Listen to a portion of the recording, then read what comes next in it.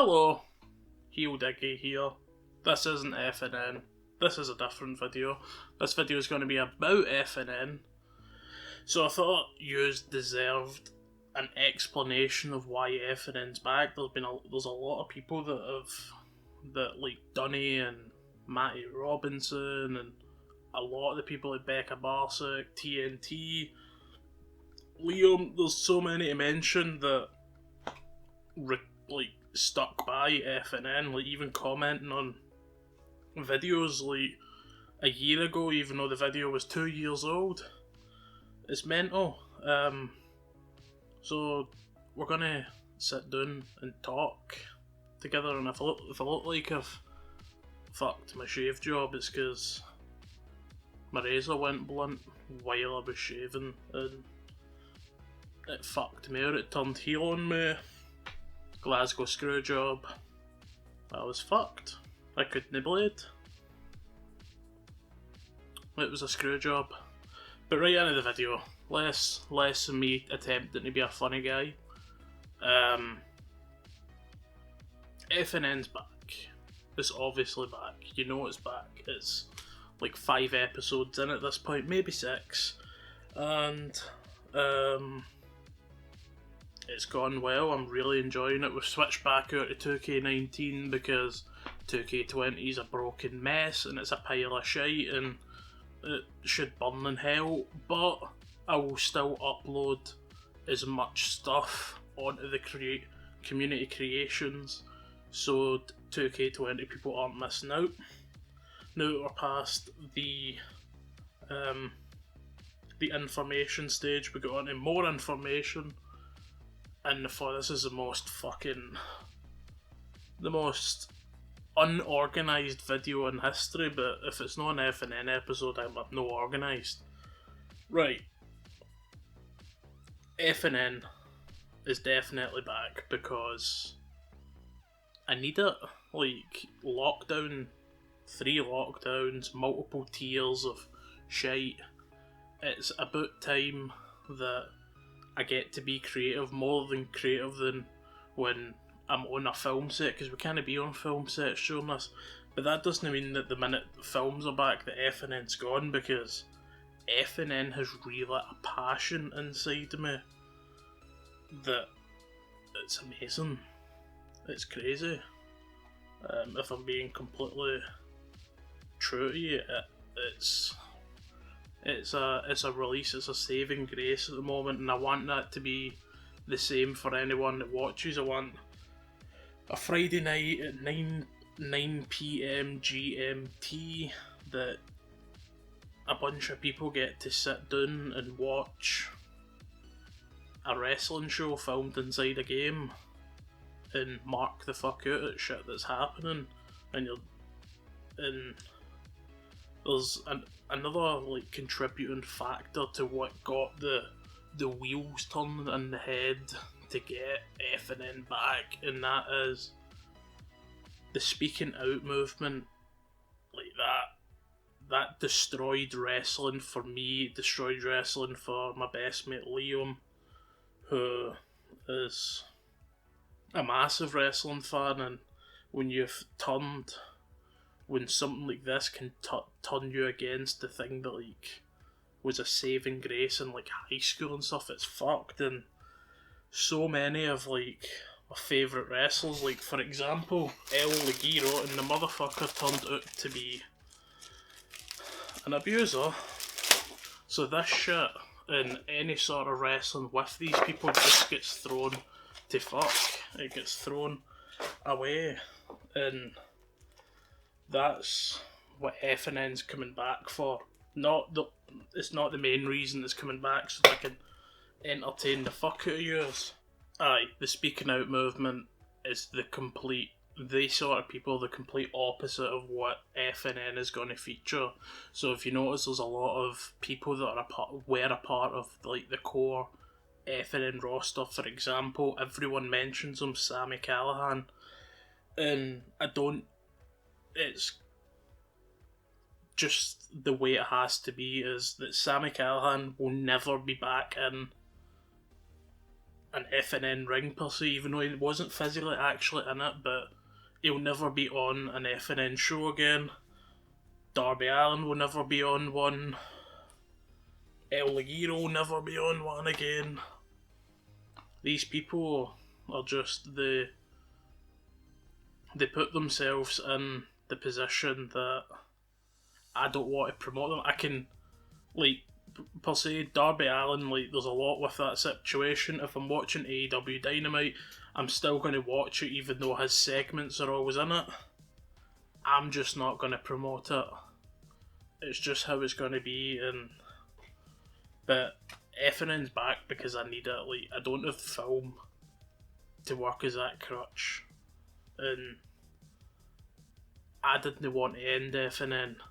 FNN ended when my computer exploded and I gave up. I could have came back in 2K19, but I didn't want to. I needed a break, but that break's over now and I'm fucking back. FNN's fucking back. The Fight Zone's back. And we're gonna fucking rule this place. Right, it's now time for our Q&A section. We're going to start off with my patrons. So firstly, we are up with Zackary, and Zackary asked, what is your favourite match? My favourite match, I would say, has to be Taker versus HBK WrestleMania 25. It's just a masterpiece, a definite masterpiece. What version of Rollins and version of Jericho? Best Jericho was heel Jericho in like 2008ish, his World Heavyweight Championship run. Favourite Rollins was right after the Shield when he was the right bad bastard running about destroying everyone. Up next is Dunny 0-0. Dunny nonetheless. Fave booking of all FNN. There's so much.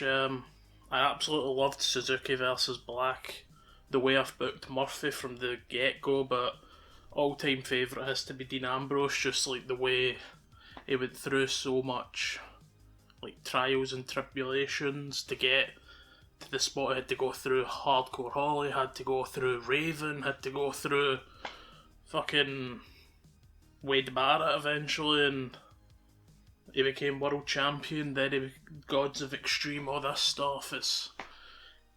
Ambrose was the most fun, I would say. There was a lot to it.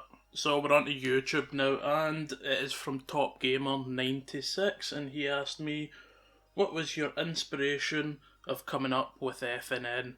It was just, I was watching wrestling and I seen a lot of like indie stuff and ICW and Japan, all this stuff, and I was like, why is there no universe mods like Delzinski or Murphs or Skino at the time and Mathwiz, etc.? Why is there none that focuses primarily on the extreme and the independence?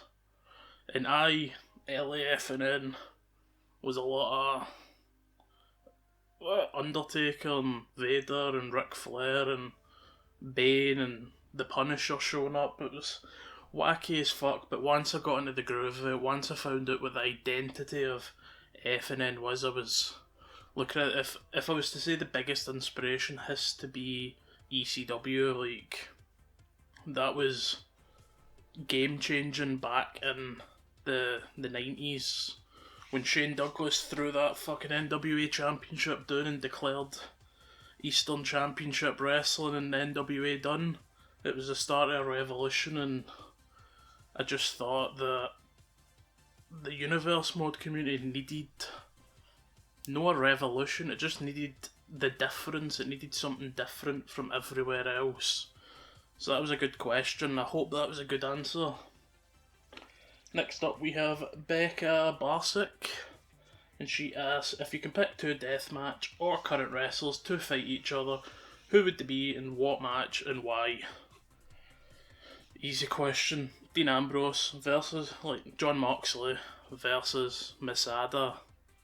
Like, you've got the OG of the deathmatch, then you've got this grizzled veteran who's no longer a deathmatch wrestler coming back to the field of something close to a cage of death or just during tournament of death, and it'd be murder. Like Moxley would kill Masada, but I would cheer. And we are up for TNT. It's good to see that Turner Broadcasting's got their eyes on FNN, and he asks, question regarding booking, i.e. example, do you book a year in advance? Yes, I do book a year in advance. I already have fully booked out FNN The End 3. I don't know when that is, but I know that eventually I will get there off of the actions that I'm putting into place in these first vital 10 episodes. And it's going to be fucking amazing. You're going to love it. There's so much bonkers shit. Just wait. If the parking lot brawls out before or after this episode, that's what I mean, bonkers. And Matty Robinson asks, is FNN ever going to see any cause that are not real wrestlers in storyline matches? No, sadly not. I want to keep immersions like my number one priority with FNN. I want it every Friday night where people sit down and they watch FNN and they're like, this is a real wrestling show. That's the dream. Like, I want everyone to sit down and go, oh, it's a Friday night, fuck yes, FNN. The way you would do with Friday Night SmackDown if it was good. And the final question is from TJ Fritz, and his question is, in terms of booking the old FNN, who was your favourite person to push? So that's his first question. Favourite person was Ambrose. I pushed him from the very beginning of FNN, even when it was the dark period. So the dark period's here. So from there, all the way to the end of season 1, where he defeated Wade Barrett after winning the Bloodsport match. What a push. And it paid off, because to this day people watch FNN and know that Dean Ambrose is like the OG. He is the Undertaker of FNN, like the locker room leader. Like, without Ambrose, the locker room's fucked. And his second question was, is there anybody you wanted to do more with but couldn't? I have two answers. I have the one that's out of my hands and the one that was totally my fault. The one that was totally my fault, I always wanted to do more with Eddie Kingston, but because of where Dean Ambrose was in like his position in in FNN, and basically the gods of Extreme, and Ambrose was the one always meant to hold that championship because he was the hand of motherfucking God. But Eddie Kingston was kind of the sidekick in that, and I planned to do more with him, but shit happened. Shit didn't go the way I wanted it to go, and it was my fault. I'm not talking about the computer exploding, I'm talking about it was just my fault that I didn't pull give him the brass ring, per se, Vincent K. McMahon. And finally, the final, which isn't my fault, it was Luke Harper, the plan for Harper, Big Brody Lee. He was going to defeat... The Border Watch were going to break up. Then the Border Watch would have to vacate the Tag Team Championships. Then there would be a 3-way death match between all 3 remaining members of the Border Watch for Johnny Curtis's Tag Team Hardcore Championship. He would go on to win that, completely dominate. Then the championship gauntlet would happen with Buddy Murphy, the way it happened in episode 1, and Luke Harper would come out and murder Buddy Murphy, like throwing him off the ring post and everything. Buddy Murphy would be obliterated and Luke Harper would be the world champion, and he would have went on to dominate a wee bit. You seen in like the final weekly episode of FNN. You seen him come out with a new entrance and everything, so he was ready. But it was it was out of my hands. And that's the end of the video. So if you enjoyed, thank you. I just thought you deserved this video for supporting me after the very long break. So next episode of FNN will be the next video, so see you there.